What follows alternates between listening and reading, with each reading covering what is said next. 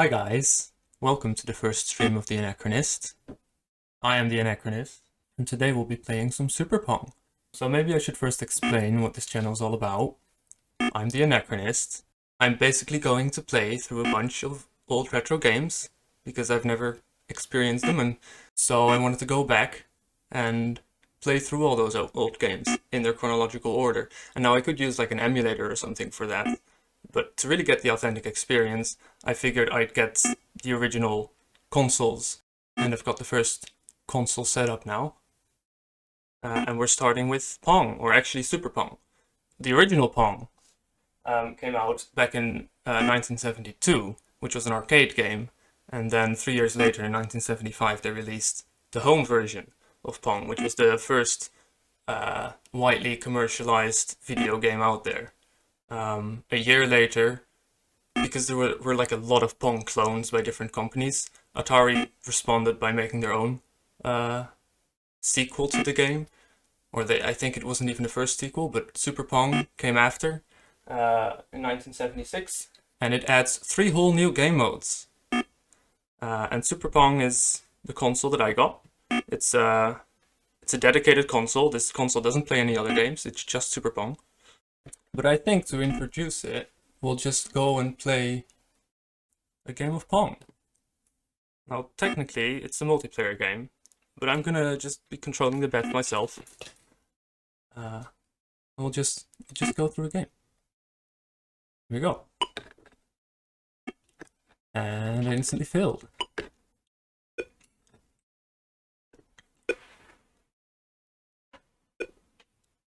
Now, it takes a while, and it speeds up. I mean, you've probably all seen Pong at some point. It's quite an iconic game, and it's very simple. You can see it's in color. I think most people who had this game originally might not have had a color TV, so might not have had the privilege to even see this in color. But what are you doing? There's a nice little gradient. It does keep speeding up. I mean, we can count. If I manage to keep the ball in the game, you can see when it speeds up. 2, 3, 4, 5, 6, 7, 8, 9. So in the 4th one and on the 8th one, it speeds up. And also the angles are slightly different. When it's going slow, I think the angles are wider that you can shoot it at. And when it's going fast, you get narrower angles.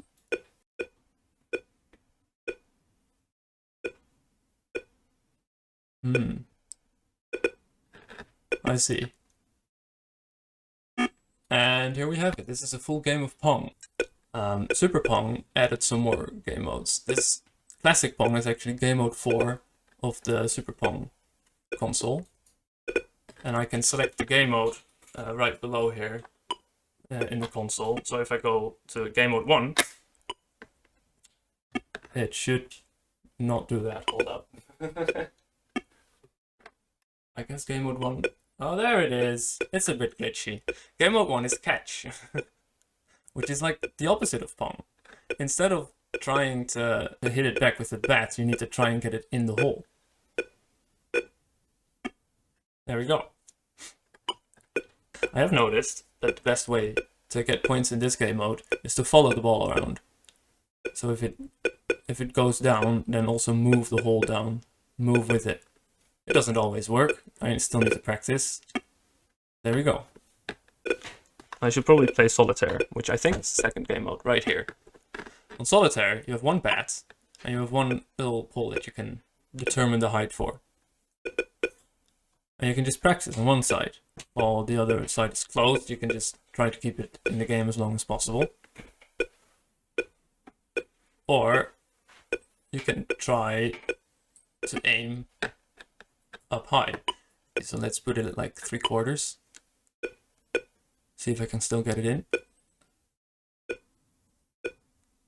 Almost.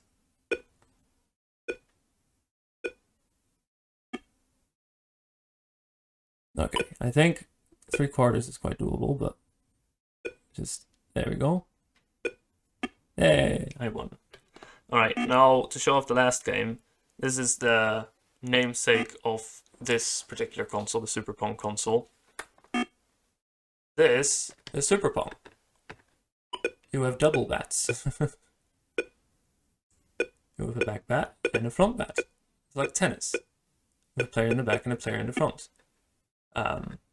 Which can make for slightly more interesting gameplay than the original Pong.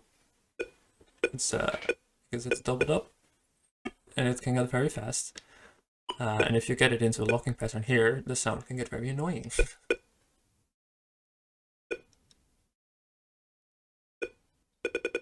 Like that. There is a lot of Pong clones, and on some of them you can change the bat size, and some of them you can change the angles, or the number of bats, or the ball speed, or stuff like that. Even Pong itself isn't technically original, because the person who was in charge of Atari, one of the founders of Atari, oh there we go.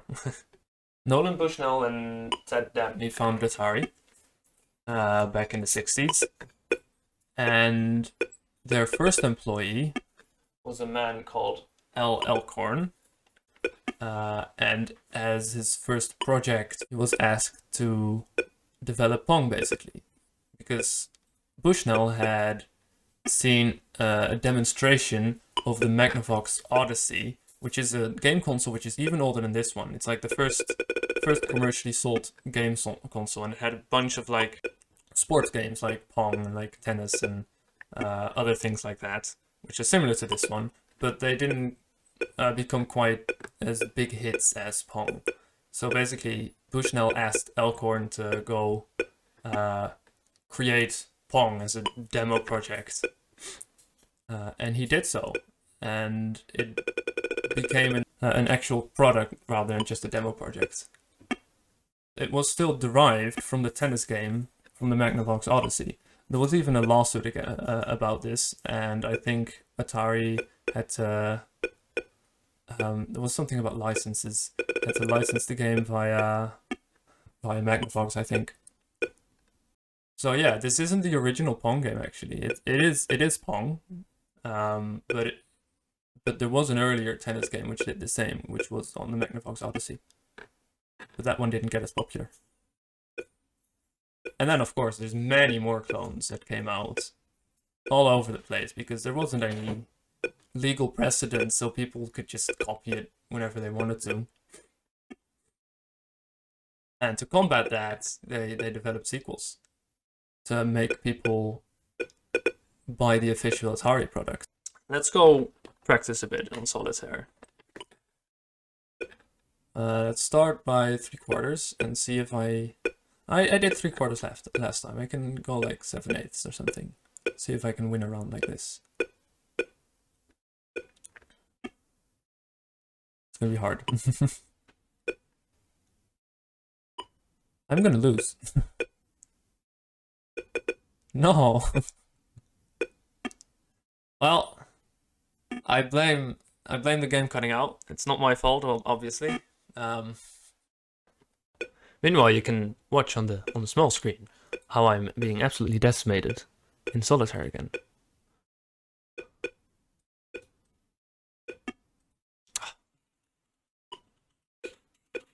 I'll win this eventually.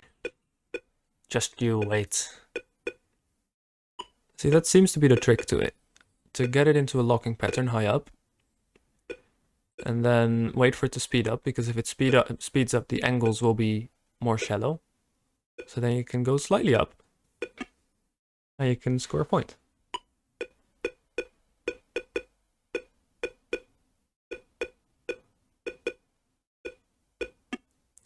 There we go, I won a game of solitaire, 15-11.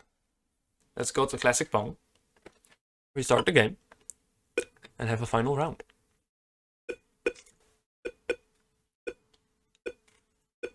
Ah, look at that. I got another locking pattern, but this time it's the diagonal one. This one is more difficult to obtain. We were at this place with our family, and there was a Pong It was an arcade. It was like a mechanical Pong table that they had there, and I played a couple games on that, and it worked with like magnets and everything. They also had these potentiometers, like the little knobs, but for the table version, you could turn them a lot more and a lot more easily. So you could, they were freely rotating almost. And that was also cool. They were heavier as well. So it's a very different experience. It's the same game though. Right. I think that we'll leave it at this.